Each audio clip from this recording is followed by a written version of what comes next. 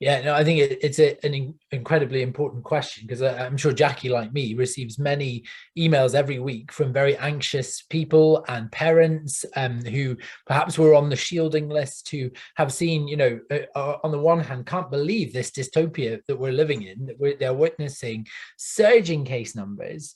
And yet it's almost like it's gone away, and we're abandoning the mask wearing and all other mitigations. Now, in school, I think there's some very easy, quick wins. And as Jackie says, they do not, oh my God, and I can't believe I have to say this out loud, they do not involve sawing the bottom off your classroom door. First of all, please don't do that. I've actually written to Edinburgh Council saying, please don't do that. They've come back to me saying they're yet to make a decision on that, which is terrifying, because I have 3 kids in Edinburgh schools. But what we can do, and this is empirically verifiable, is to put HEPA, H-E-P-A, air filters in every single classroom in Scotland. And what does that do? Well, it not only mitigates and lessens the risk of transmission of COVID, it will make our classrooms better learning environments.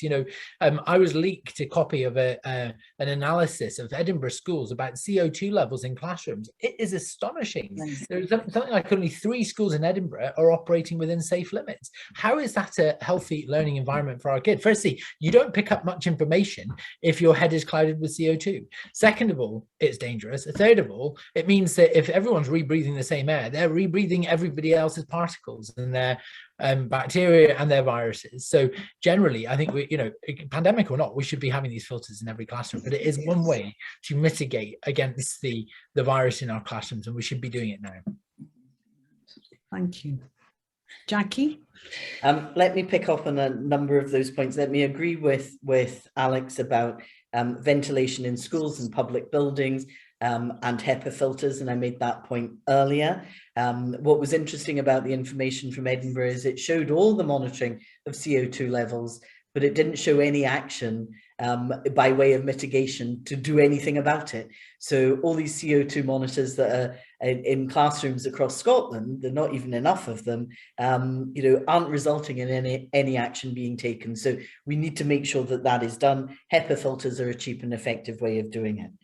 On the rest of the stuff that Hannah raised, I did touch on antivirals before. I think there is a shortage of supply of antiviral medication.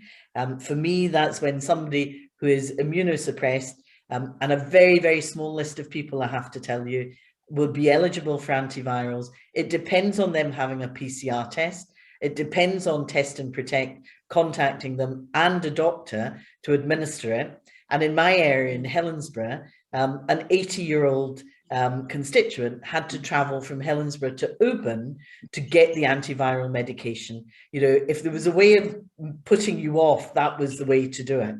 We need to get much more streamlined, much better, and expand access so it's not a very limited number of people. The second area that is really new is the whole issue of prophylactics, how we provide people in advance with that medication. Is it safe to do so?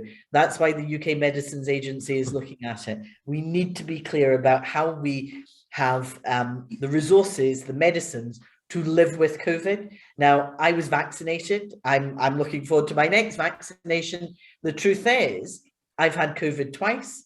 Once at the very beginning when there was no vaccinations around, and the other time was a few months ago when I've been fully vaccinated.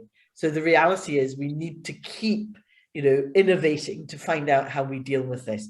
And let me assure you, Hannah, nobody but nobody enjoys holding the Scottish government to account more than me. Maybe Alex does sometimes, right? But the reality is we are fierce in trying to hold the government's feet to the fire. But it is a majority. The SNP and the Greens together mean that we can't outvote them. So all we can do is embarrass them. And believe me, we try.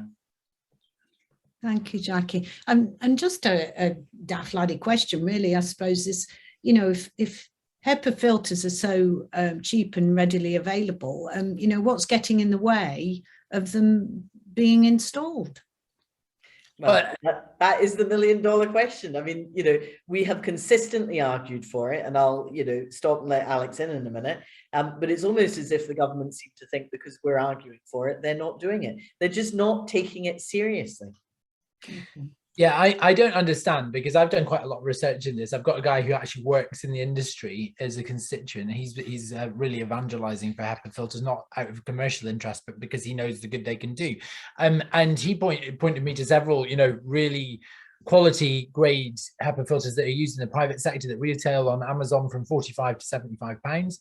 But when I asked the government about that, they say, well, it's prohibitively expensive, because at a starting cost of £200 to put one in every classroom, that would blah, blah, blah, blah.